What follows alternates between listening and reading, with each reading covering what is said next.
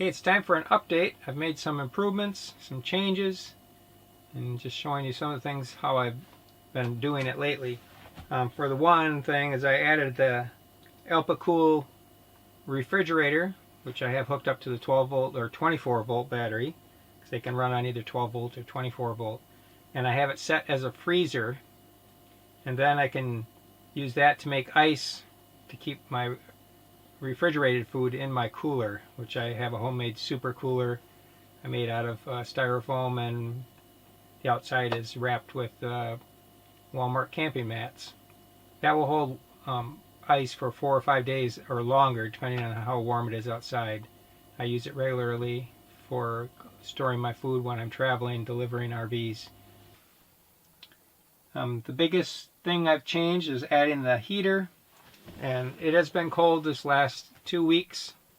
Had frost in the morning a couple times, and that has been a big addition, because I sleep in here every night, even when I'm at home, just because there isn't a good place to hang the hammock in my house. And here it's quieter. I can hear the nature sounds and the coyotes and the tree frogs and crickets and whatnot. So I very much enjoy staying in my van, even when I'm at the home base. So it's not just a camper for getting away with. I actually use this every day, even when I'm home. So the heater is great.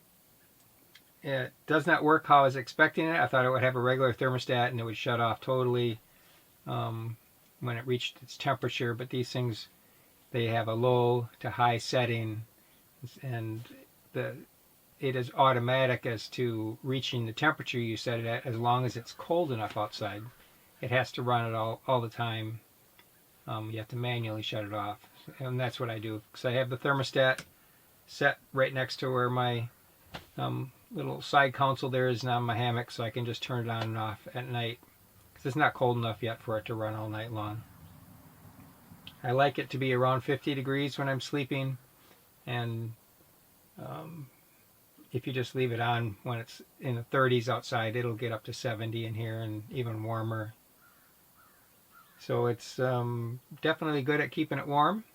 The big change I made was, instead of having my tank permanently on the inside like most people have it, I have it attached to my door, so that when I open my sliding door, the fuel tank goes outside, so I can fuel it outside without having to worry about having spills and drips of diesel fuel inside the vehicle. I'm also mixing kerosene in with it. I have a lot of kerosene that I purchased back in the Y2K days, so I'm burning some of that in there, and it's working great. It definitely has a ticking noise, which if you've read on the installs, everybody talks about it, and they've tried isolating it and different things. I did everything that I could to make it quiet. It's hanging on a strap. It's not bolted into the frame. It's on rubber, and I have all kinds of foam rubber around it, but the noise travels through the fuel line into the heater and also back into the fuel tank, and so those both act as vibrators and making the ticking sound a little bit louder. So but it's not much louder than a good old-fashioned wind-up clock. Kind of like hearing a clock tick, except for its speed changes as the furnace changes its temperature rating, depending on how cold or warm it is inside. But I like it. It's very efficient. It's going to be a nice way for me to stay in here during the winter months, and I'm looking forward to actually going out and doing some winter camping and seeing how this is with the snow piled on it. So it should be fun. The other changes, I changed the tape on the outside. I used this waterproof Gorilla Tape. This was like $12, $13, I think. Waterproof patch and seal tape.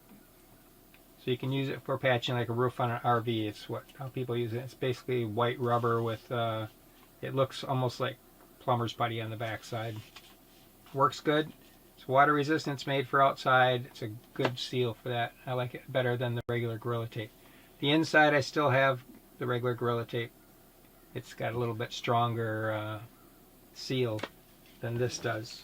This is made for waterproofing. The inside one is more for holding it together, holding it in place, so it works good together. One of the big changes I made was getting rid of the internal braces I had on the inside. They didn't work very good. They were hard to put up when I needed to set it down. And I found out it's much easier to put this thing up and down from the outside than the inside. So now I can just grab hold of this one bar, and it goes in the groove in here and goes up on here.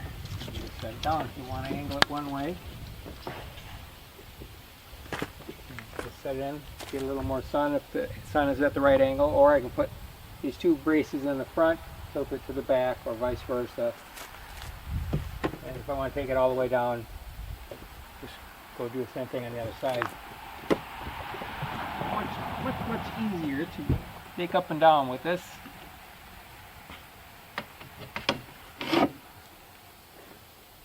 And just to show you how strong this thing is, it does not move, throwing my whole body weight into it, it barely wiggles. So it can take quite a bit of weight and quite a bit of wind.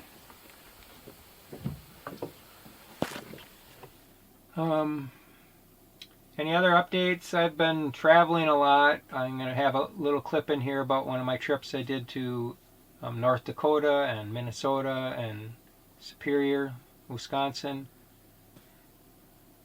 And also I want to give a shout out to Stellas RV Adventures. I met Stella, was working with the solar team that helped install her solar on her RV. She has a small trailer that she pulls behind her van. And she has just recently started cranking out some videos on her channel, and she's doing a good job. I just wanted you to check it out and show her some love and support.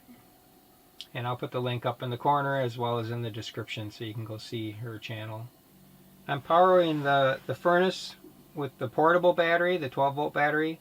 I could wire it directly into the other battery as well.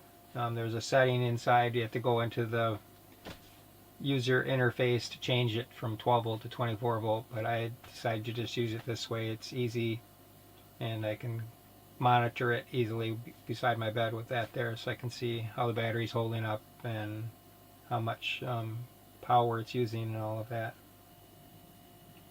I think the only other change is I'm going to see if I can find a slightly smaller table, a little bit shorter and a little bit narrower, so I can just leave it set up when my hammock is up.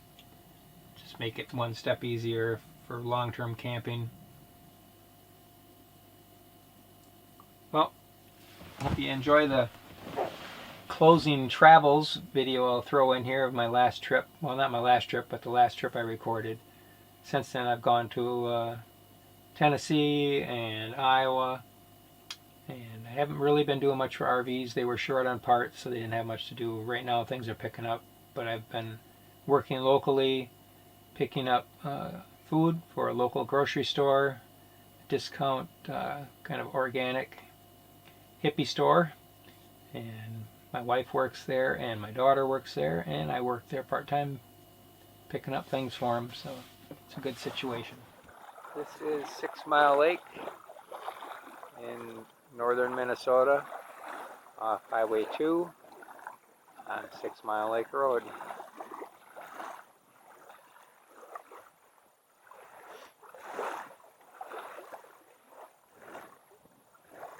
So yesterday I finished a RV delivery in north central North Dakota, and then after I made delivery middle of the afternoon, I hopped in my car and got on Highway 2 and drove all the way here. And I got to this pre-dispersed campsite at about 10:30. And you can see it's pretty awesome. Look at these giant pine trees. Beautiful place. But I couldn't tell that when I got here because it was nighttime, pitch black. Well, not pitch black, it was full moon. And it looks like there are maybe 10, 12 campsites here. This is run by the Forest Service. Has a pit toilet, which smells really bad, and a sign saying they clean it once a week, whether it needs it or not. And here's the sign entering into the camping areas. Welcome to this Chippewa National Forest dispersed site. And when I came in, I actually just took the first site I saw, although I missed a couple. It was dark. See, there's one here. There's one over here. Another one there, and then on up there's quite a few more.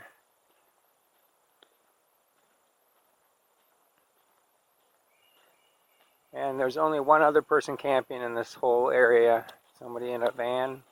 Looks like a Ford Econoline. It's got Reflectix in the window and a rack on the top. So I'm assuming it's a home-built camper van. But as you can see, I had my stove out, made myself a cup of coffee already. Had my shower with wet wipes. Changed my clothes this morning.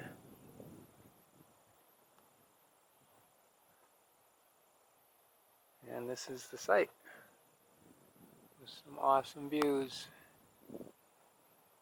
of these amazing trees.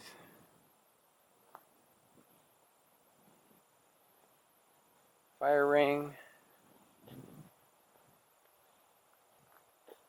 And there's a trail here that goes down to the lake.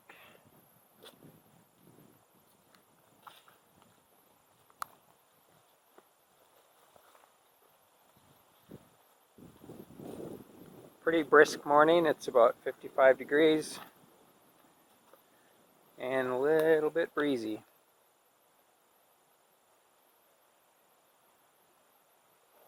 Well, we had a lot of rain. Well, I don't know how much rain, but it was raining yesterday. There were some big downpours, but it was scattered.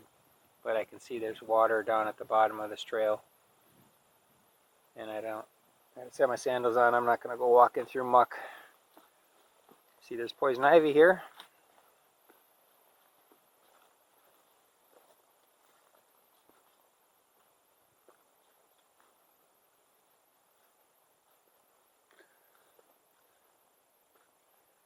But today I'm going to put on some more miles. I'm going to go to Superior and explore a little bit. If I see of anything interest that I think you might want to see, I'll stop and pull out my camera.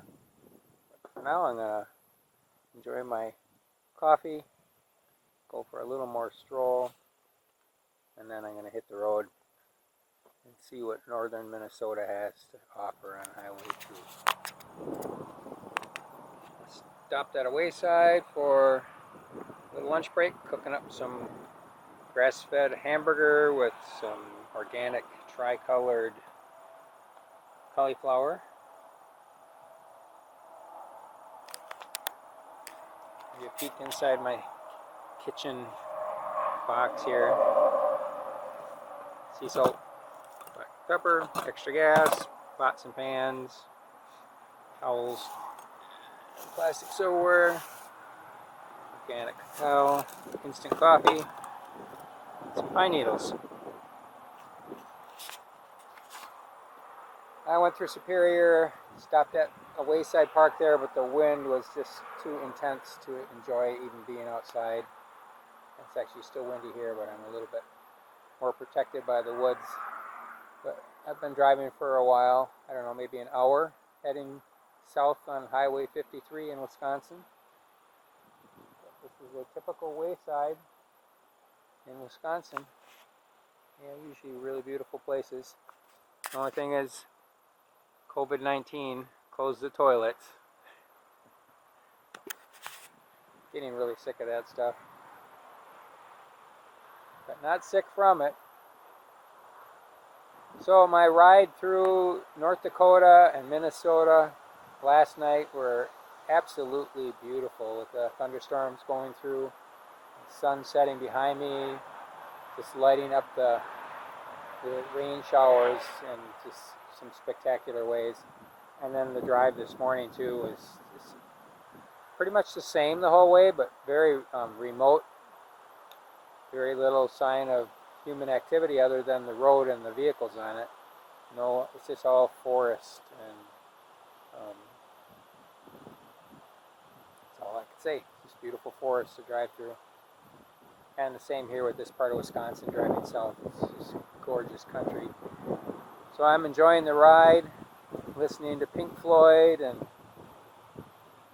just chilling out as I'm cruising down the road. In a little bit, I have myself some lunch. See you later. Bye.